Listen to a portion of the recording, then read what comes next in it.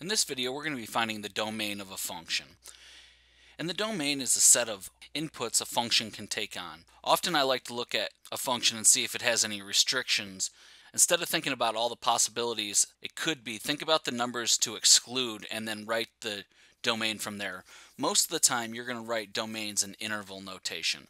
In example 1, we have the function f of x is equal to 4 minus 9x plus 3x squared. And this is a polynomial function. So the domain is all real numbers. And we write all real numbers in interval notation as negative infinity to infinity. And the domain of all real numbers is true for all polynomial functions. In example 2, we have f of x is equal to the square root of x minus 3. And we know that inside the square root cannot be less than 0. So we're going to say that x minus 3 has to be greater than or equal to 0.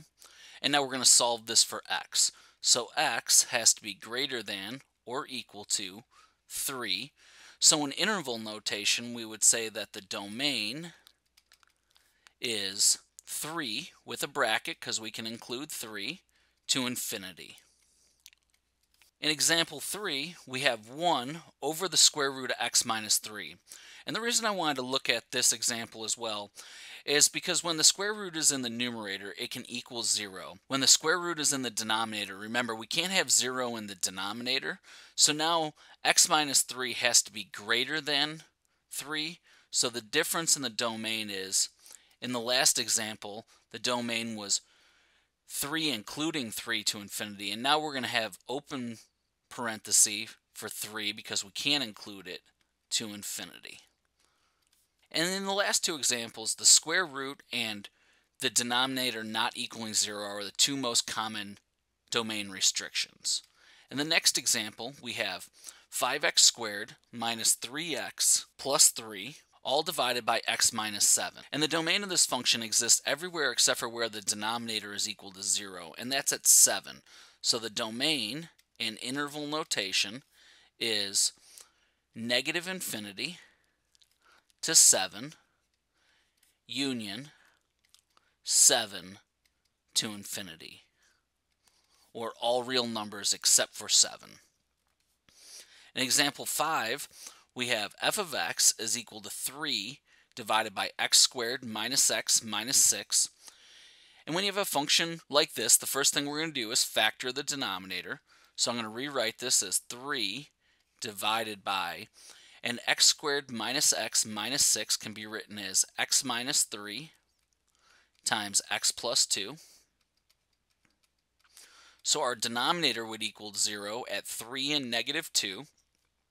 So our domain is negative infinity to negative 2 union negative 2 to 3 and union 3 to infinity.